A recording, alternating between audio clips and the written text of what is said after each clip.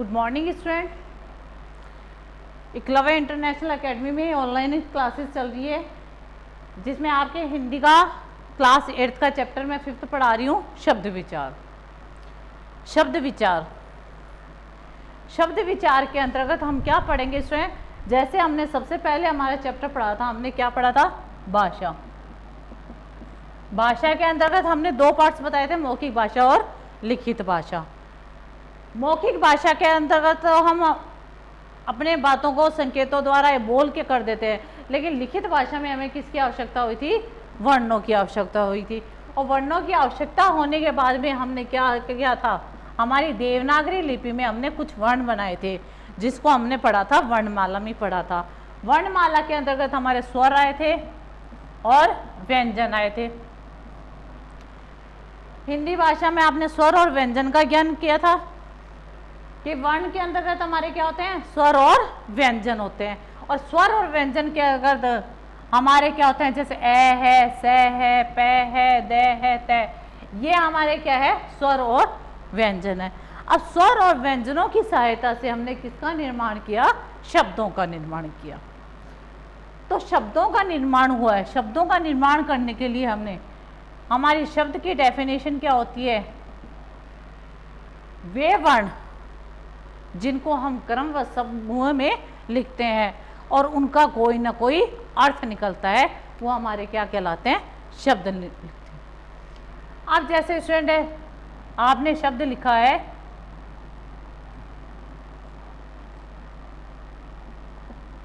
पुस्तक। पुस्तक आपने शब्द लिखा है। अब आपके पास वर्ण तो है, जैसे आपने वर्ण लिख दिया, क भी लिखा है आपने, स भी लिखा है, इसमें आपने पू भी लिखा है, त भी लिखा है। हमने वर्णों को तो सही लिखा है, लेकिन वर्णों को मिला के जब हम लिखते हैं, इनको मिला के लिखते हैं, तो इनका कोई अर्थ नहीं निकल रहा है, तो ये हमारे शब्द नहीं कहलाते हैं। वर्ण तो हमने लिख दिए हैं, लेकिन इनको हमने क्रम व समूह में नहीं लिखा है, और क्रम व समूह में नहीं लिखने के बाद में इसका कोई अर्थ नहीं निकल रहा है, तो ये हमारे शब्द नहीं कहलाते हैं। तो वर्णों को हम जब सही तरीके से क्रम व समूह में लिखते हैं, तो वही हमारे क्या कहलाते हैं? शब्द कहलाते हैं। और उन शब्दों का सार्थक अर्थ भी होना चाहिए। अगर शब्दों का अर्थ नहीं होगा तो वो हमारे निरर्थक शब्द होंगे। जैसे आपने स्टूडेंट, हमारा शब्द क्या होता है? जैसे हाथी, ये हमारा क्या है? सार्थक शब्द है। अगर आपने इसी को यहां लिख दिया थी और हा, ये क्या हो गया? थिया। आपने शब्द सही लिखा है, मात्रा भी सही लिखी है, शब्दों का वर्गीकरण भी सही किया है, लेकिन इन शब्दों का कोई अर्थ नहीं निकलता है, तो ये हमारे सार्थक शब्द नहीं कहलाते। ये हमारे क्या कहलाते हैं? निरर्थक शब्द कहलाते हैं। और ये हमारे क्या कहलाते हैं? सार्थक शब्द कहलाते हैं। तो सार्थक शब्द कौन से होते हैं? जिन शब्दों का कोई ना कोई अर्थ होता है। उसके आफ्टर आपको दे रखा है इसमें शब्द। शब्द के बाद में आपका आता है पद। पद क्या होता है इसमें? वे शब्द जिनका व्याकरण के अंतर्गत प्रयोग किया जाता है, या जिन सार्थक शब्दों का व्याकरण में प्रयोग होता है, वह हमारे क्या कहलाते हैं? पद कहलाते हैं। जैसे पदों में हमारे संज्ञा पद होता है, सर्वनाम होता है, क्रियापद होता है, विशेषण पद होते हैं। संज्ञा शब्द है, संज्ञा शब्द में हमारे संज्ञा आती है, जैसे व्यक्तिवाचक संज्ञा, भाववाचक संज्ञा, जातिवाचक संज्ञा आती है। सर्वनाम में भी हमारे सर्वनाम के शब्द आते हैं। क्रिया में हमारी क्रिया के बारे में बोध करवाया जाता है, और विशेषण में हमारी विशेषता के बारे में बोध कराया जाता है। अब इन शब्दों का अर्थ होना चाहिए। जैसे स्टूडेंट आपको ललिता, ललिता हमारा किसी व्यक्ति, स्पेशल व्यक्ति का नाम होता है, तो हम इसको किस में करते हैं? व्यक्तिवाचक संज्ञा में करते हैं। हमने अगर इस शब्द को इस तरह लिख दिया, लीलता,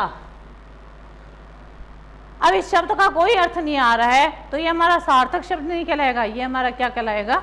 निरर्थक शब्द कहलाएगा। हमने वर्णों को तो सही प्रयोग किया है, मात्राओं का सही प्रयोग किया है, लेकिन उस शब्द का कोई अर्थ नहीं निकल रहा है, तो वो हमारा सार्थक शब्द नहीं कहलाता है। उसके बाद में हमारा आता है क्या? वाक्य। वाक्य में क्या होता है इसमें? वाक्य के अंतर्गत हमारे जो भी संज्ञा शब्द होते हैं, क्रिया शब्द होते हैं और कर्म होते हैं, उनको सही व्यवस्थित ढंग से लिखना। जैसे सबसे पहले हमारा क्या आता है? संज्ञा। हम क्या लिखते हैं, संज्ञा लिखते हैं, या फिर हम संज्ञा के स्थान पे क्या लिखते हैं, सर्वनाम लिखते हैं। उसके बाद हम क्या लिखते हैं, कर्म लिखते हैं। कर्म के बाद में हमारी लास्ट में क्या आती है, क्रिया।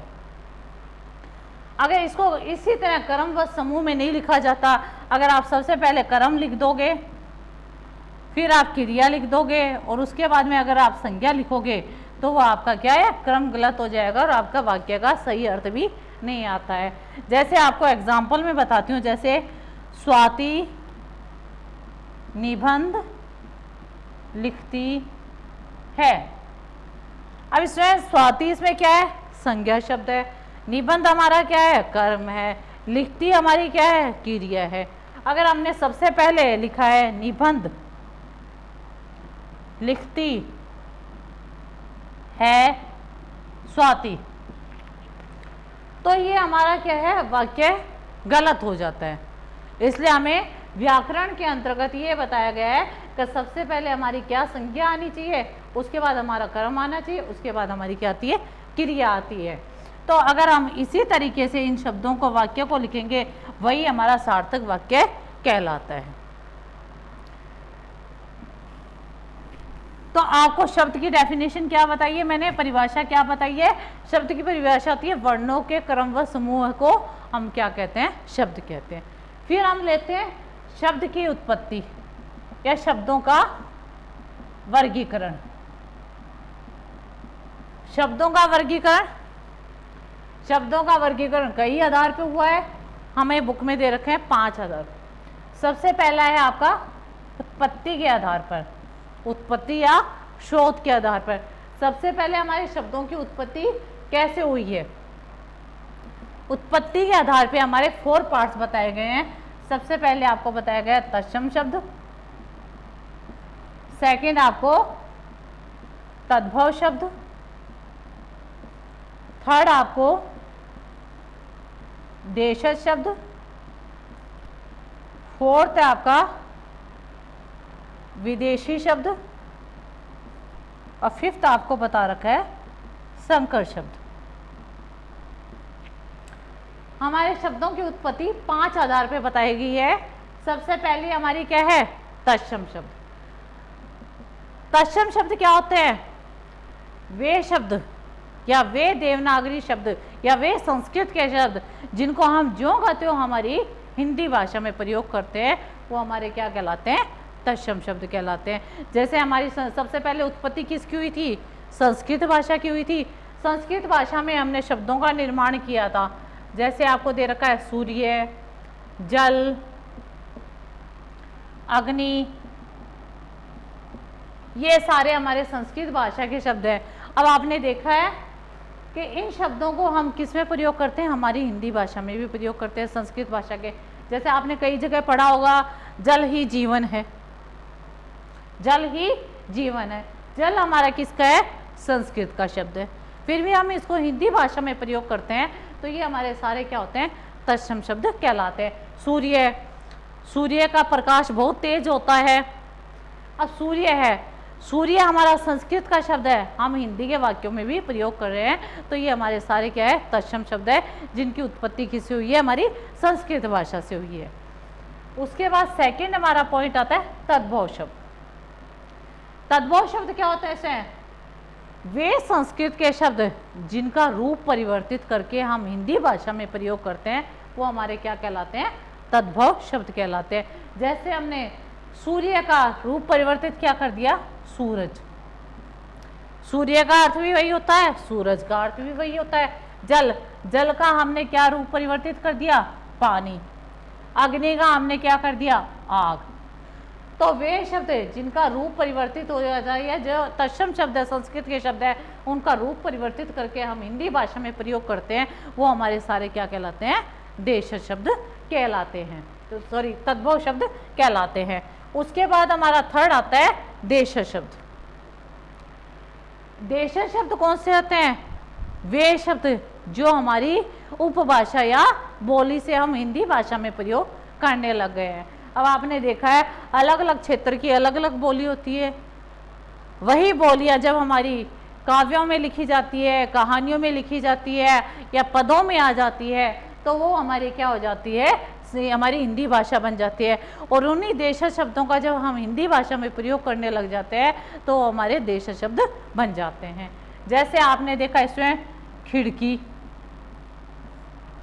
हमने कहा है कि खिड़की से ठंडी हवा आ रही है, खिड़की से ठंडी हवा आ रही है। अब खिड़की हमारा देशज शब्द है, हम इसको हिंदी वाक्यों में प्रयोग करने लग गए हैं, तो हिंदी वाक्यों में प्रयोग करने लग गए हैं तो ये हमारे देशज शब्द है जो हमारी दूसरी भाषा से या हमारे क्षेत्र से या बोली से आए हैं, इनसे हमने वाक्य बनाने शुरू कर दिए हैं, तो ये भी हमारी क्या है, भाषा के ही रूप बन जाते हैं।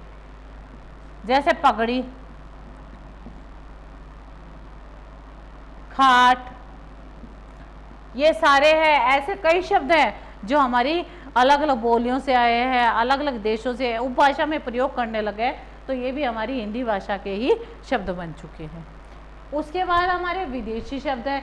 विदेशी शब्द है, विदेशी शब्द है कि आपने सुना है कि यहाँ पे हमारे कई लोग आए थे, तरह तरह के देशों से लोग आते हैं, अरबी, तुर्की, फारसी, जर्मन, चीन, जापान है, तो इन सब शब्दों का जो वो लोग प्रयोग करते हैं उनको भी सुनकर हमने प्रयोग करना स्टार्ट कर दिया, शुरू कर दिया है। तो उन्हीं शब्दों को जब हम हमारी हिंदी भाषा में प्रयोग करने लगे हैं तो हमारे क्या कहलाते हैं, विदेशी शब्द कहलाते हैं। अब आप देखते हैं इसमें हम क्या बोलते हैं, पैंट, टाई, कॉलेज,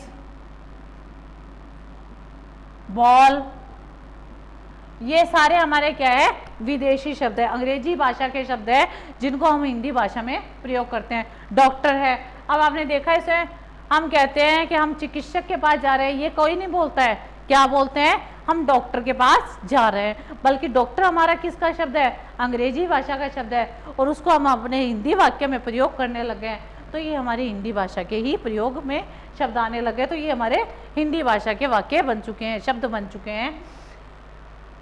जैसे अगर है चीनी भाषा के शब्द है, चाय है, चीकू है, तौलिया है, पुर्तगाली अरबी भाषा के शब्द भी आते हैं, फारसी जैसे आदमी है, औरत है, तो ये हमारी हिंदी भाषा के नहीं है, ये विदेशी शब्द सारे, इनको जब हिंदी भाषा में प्रयोग करने लग जाते हैं तो ये हमारे हिंदी के ही शब्द बन जाते हैं।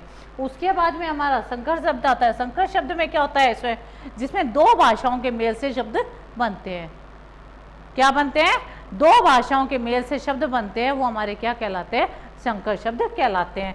जैसे स्टूडेंट आपको दे रखा है रेल गाड़ी, अब रेल, रेल हमारा क्या है, इंग्लिश का शब्द है, गाड़ी हमारा क्या है, हिंदी का शब्द है, तो ये हमारा इंग्लिश का शब्द और हिंदी का शब्द दोनों शब्द मिलके जब हमारा एक शब्द बनता है रेल गाड़ी, तो ये हमारा क्या कहलाता है, संकर शब्द कहलाता है।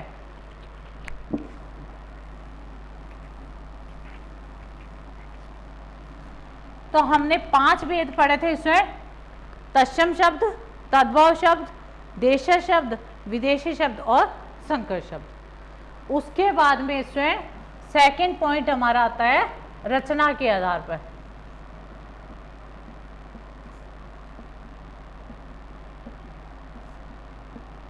रचना के आधार पर हमने शब्दों को 3 भागों में बांटा है।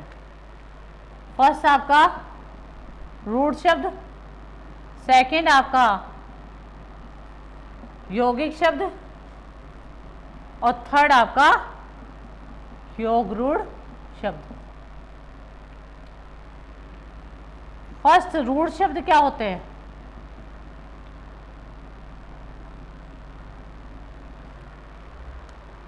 वे हिंदी भाषा के शब्द जिनके हम टुकड़े नहीं कर सकते। अगर हम टुकड़े कर देते हैं या उनका विभाजन कर देते हैं या उनका वर्गीकरण कर देते हैं तो उन शब्दों का कोई अर्थ नहीं रहता है। जैसे स्टूडेंट है गाड़ी, ये शब्द दे रखा है, गाड़ी हम किसी भी है, जैसे बैलगाड़ी है, रेलगाड़ी है, इसके बारे में बात करते हैं। अगर हमने इस शब्द का टुकड़ा कर दिया है, जैसे आपने किया है गा प्लस डी, अब गा का अलग से कोई अर्थ नहीं होता, डी का अलग से कोई अर्थ नहीं होता, तो इन शब्द से कोई सार्थक शब्द नहीं बनता है। इसलिए हम ऐसे शब्द जिनके हम टुकड़े नहीं कर सकते वो हमारे क्या कहलाते हैं, रूढ़ शब्द कहलाते हैं। सेकंड है यौगिक शब्द। वे शब्द जिनके हम टुकड़े कर सकते हैं या खंड कर सकते हैं वो हमारे क्या कहलाते हैं, यौगिक शब्द कहलाते हैं। जैसे स्टूडेंट आपको दे रखा है पाठशाला, पाठ मीन्स क्या होता है, अध्याय, शाला मीन्स घर, यानी जो पढ़ने का स्थान होता है। तो पाठ का अलग अर्थ हो गया, शाला मीन्स हो गया घर, जहाँ पे अध्ययन होता है या अध्ययन करने का घर होता है वो हमारी क्या कहलाती है, पाठशाला कहलाती है। इन दोनों शब्दों का अलग अलग अर्थ है, लेकिन दोनों को जब हम मिला के लिखते हैं तो एक नया शब्द का निर्माण होता है, तो वो हमारा क्या कहलाता है, यौगिक शब्द है। तो यौगिक शब्द है जिसका हम विभाजन कर सकते हैं और उनके सार्थक शब्द भी निकलते हैं। अब हमारा ये भी सार्थक शब्द है और ये भी हमारा क्या है, सार्थक शब्द है। जैसे स्टूडेंट है गौशाला, गौ मीन्स क्या होता है, गाय, शाला मीन्स घर, जो गाय का घर होता है उसको हम क्या बोलते हैं, गौशाला बोलते हैं। तो यौगिक शब्द क्या होते हैं, जिनके हम टुकड़े कर सकते हैं और दोनों का अर्थ भी सार्थक निकलता है। उसके बाद में थर्ड है योग रूढ़ शब्द। योग रूढ़ शब्द क्या होते हैं, इसमें वे शब्द जिनके हम खंड कर सकते हैं, विभाजन टुकड़े कर सकते हैं, दोनों का अर्थ भी सार्थक निकलता है, लेकिन वो किसी और की ओर संकेत करते हैं, तो वो सारे हमारे क्या कहलाते हैं, रूढ़ शब्द कहलाते हैं। जैसे आपको दिया है पीतांबर, पीतांबर का अर्थ क्या होता है, पीले वस्त्र धारण करने वाला। हमने इसका टुकड़ा किया है, जो व्यक्ति पीले वस्त्र धारण कर रखे हैं। अब हर कोई व्यक्ति पीले वस्त्र धारण कर लेता है वो आपका पीतांबर नहीं कहलाता है, बल्कि हमने यहाँ पे पीतांबर किसकी ओर संकेत कर रहा है, श्री कृष्ण भगवान की ओर, विष्णु की ओर संकेत कर रहे हैं। तो ये अन्य की ओर संकेत करते हैं, वो हमारे क्या कहलाते हैं, योग रूढ़ शब्द कहलाते हैं। तो आपको ये टॉपिक समझ में आ चुका होगा। इसमें शब्द विचार, शब्द विचार के अंतर्गत हम शब्दों पे विचार करेंगे कि शब्द क्या चीज़ होती है। तो वर्णों के सही मेल को हम क्या बोलते हैं, शब्द बोलते हैं। फिर हमने शब्दों का वर्गीकरण किया है। शब्दों का वर्गीकरण सबसे पहले हमने क्या पढ़ा है, सबसे पहले हमने पढ़ा है उत्पत्ति के आधार पर। उत्पत्ति कैसे हुई थी शब्दों की, तो उत्पत्ति हुई थी हमारी तत्सम शब्द। सबसे पहले हमारी कौन सी संस्कृत भाषा बनी, उसके बाद हमारी कौन सी भाषा बनी, हिंदी भाषा बनी। तो संस्कृत के शब्द हमारे क्या कहलाते हैं, तत्सम शब्द कहलाते हैं। हिंदी के हमारे तद्भव शब्द कहलाते हैं। उसके बाद हमारे विदेशी शब्द, देशज शब्द आए थे। उसके बाद हमारे विदेशी शब्द भी आए जिनको हमने हिंदी भाषा में भी प्रयोग करना स्टार्ट किए थे। उसके बाद हमारे आए थे संकर शब्द आए थे। तो हमारे 5 भेद बताए हैं मैंने आपको उत्पत्ति के आधार पर। फिर हमारे रचना के आधार पर आए थे। रचना के आधार पर 3 भेद है, रूढ़ शब्द, यौगिक शब्द, योग रूढ़ शब्द। रूढ़ शब्द जिनके हम खंड नहीं कर सकते, सार्थक शब्द होते हैं लेकिन उनके हम टुकड़े नहीं कर सकते हैं। यौगिक शब्द क्या होता है, जिनके हम टुकड़े कर सकते हैं और दोनों का अर्थ भी सार्थक निकलता है। योग रूढ़ शब्द क्या होते हैं, जिनके हम टुकड़े कर सकते हैं, अर्थ भी सार्थक निकलता है, लेकिन वो थर्ड पर्सन की और किसी और का अर्थ बताते हैं, वो हमारे क्या कहलाते हैं, योग रूढ़ शब्द कहलाते हैं। तो आई थिंक ये चैप्टर समझ में आ चुका होगा, इतना टॉपिक आपको। अब इसी टॉपिक से रिलेटेड आप अपनी बुक में जितनी भी एक्सरसाइज और क्वेश्चन आंसर दे रखे हैं वो सॉल्व करने की ट्राई करना। और एक चीज़ और, जो आपको वर्कशीट मिलती है, जैसे आपको इसी चैप्टर से रिलेटेड अगर वर्कशीट मिलती है, जिस दिन मिलती है उसके 2 डेज आफ्टर तक आप उस वर्कशीट को सबमिट करवा दो। कि आपको 2 डेज होते हैं करने के लिए, और उसको सॉल्व करो कि आपको उस चैप्टर से रिलेटेड कितना समझ में आया। 2 डेज में आप उसको सबमिट करवा दो ऐप पे, उससे आपको अपना नॉलेज हो जाएगा कि आपको ये चैप्टर कितना समझ में आया है। Okay, thank you.